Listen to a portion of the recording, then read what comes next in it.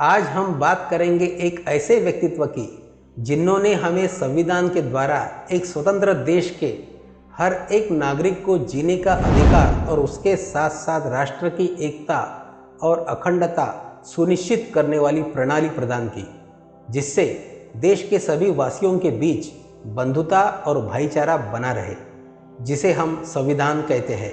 इस संविधान के तहत ही इस देश में सभी धर्मों के लोग एक साथ रहते हैं। आज हम बात करेंगे उस भाषण के बारे में जो बाबा साहब ने संसद में संविधान सभा में अंतिम बार दिया था। उन्होंने कहा था, संविधान चाहे कितना भी अच्छा क्यों न हो, यह निश्चित रूप से बुरा साबित होगा, क्योंकि जो लोग इसे लागू करने के लिए बुलाए जाते हैं अगर वे बुरे हो, और संविधान चाहे कितना भी बुरा क्यों न हो, यह निश्चित रूप से अच्छा साबित होगा अगर जो लोग इसे लागू करने के लिए बुलाए जाते हैं वे अच्छे लोग हों। इसका मतलब हम जो भी लोग प्रतिनिधि चुनते हैं वह निष्पक्ष होने के साथ साथ एक अच्छे व्यक्ति भी हो, यही हमारी प्राथमिकता होनी चाहिए। इसलिए चाहे चुनाव कौन सा भी हो, हमें यह बात ध्यान में रखनी होगी।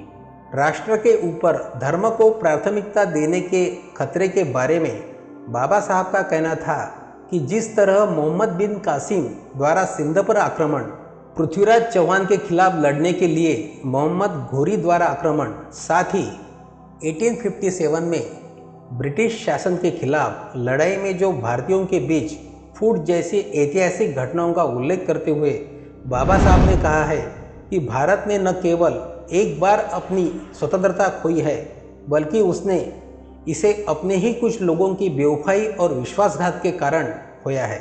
वे आगे कहते हैं कि भारत देश को अपने धर्म से ऊपर रखेंगे या धर्म को भारत देश से ऊपर रखेंगे, मुझे नहीं पता, लेकिन इतना तो तय है कि अगर पार्टियां धर्म को देश से ऊपर रखेंगी तो हमारी आज़ादी दूसरी बार खतरे में पड़ जाएगी और शायद हमेशा के लिए खो जाएगी। इस स्थिति से हम सभी को पूरी तरह से सावधान रहना चाहिए। हमें अपने खून की आखिरी बूंद तक अपनी आज़ादी की रक्षा करने के लिए दृढ़ संकल्पित होना चाहिए। डॉक्टर बाबा साहब ने अंततः इस बात पर जोर दिया कि लोगों को केवल राजनीतिक लोकतंत्र से संतुष्ट नहीं होना चाहिए, बल्कि समानता, स्वतंत्रता और बंधुत्व के अंतर्निहित सिद्धांतों के साथ सामाजिक लोकतंत्र के लिए प्रयास करना चाहिए। राजनीतिक लोकतंत्र तब तक नहीं टिक सकता जब तक कि इसकी नींव में सामाजिक लोकतंत्र न हो। सामाजिक लोकतंत्र का क्या मतलब है? इसका मतलब है एक ऐसी जीवन शैली जो स्वतंत्रता, समानता और बंधुत्व को जीवन के सिद्धांतों के रूप में मान्यता देती हो।